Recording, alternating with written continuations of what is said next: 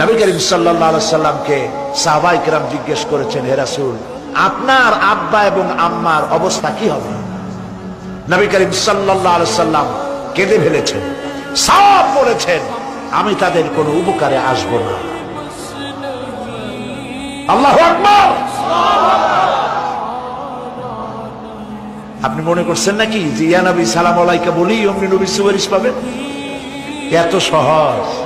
কতগুলা রসগোল্লা খাইলেন আর বড় একটা মিছিল করলেন আর অমনি চলে যাবেন? পৃথিবীর সব মানুষ, সাহাবায়ে কেরাম বাদ দেন, পৃথিবীর সমস্ত মানুষ একত্রিত হয়ে আবু তালেব রাসূলুল্লাহকে যে ভালোবেসেছেন, ওর 1000 ভাগের 1 ভাগও সারা দুনিয়ার মানুষ রাসূলুল্লাহকে ভালোবাসতে পারবে? পারবে?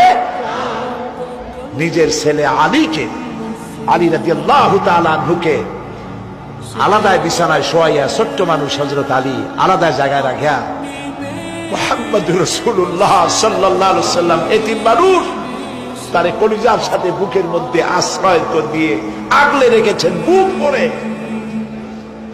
সেই আবু তালেব মৃত্যুর সময় নবী করিম সাল্লাল্লাহু আলাইহি ওয়াসাল্লাম বলেছিলেন, চাচা একটি বার আমার কানে তাওহীদের কালেমা শোনায় দেয়। আবু তালেব, তার কিসমতে ছিল না কালেমা। মরে যাওয়ার পর একজন সাহাবী বলেছিলেন, ইয়া রাসূলুল্লাহ,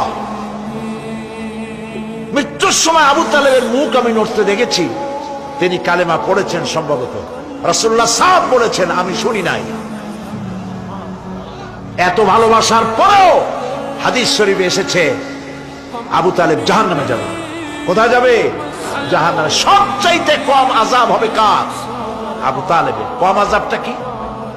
হাদিস শরীফে এসেছে কম আযাব হলো জাহান্নামের আগুন দিয়ে 1 জোড়া জুতা তৈরি করে আবু তালেবের পায়ে পরিয়ে দেওয়া হবে। সেই জাহান্নামের আগুনের তৈরি করা জুতার তাপে আবু তালেবের মাথার ঘিলুগুলো টকবক করে বউ পড়তে লাগবে।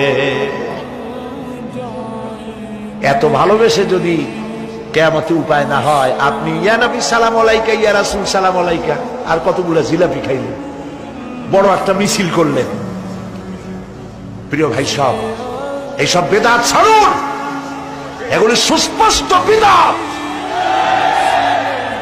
রাসূলুল্লাহকে ভালোবাসবেন, সাহাবীরা যেভাবে ভালোবেসেছেন ওইভাবে ভালোবাসবেন।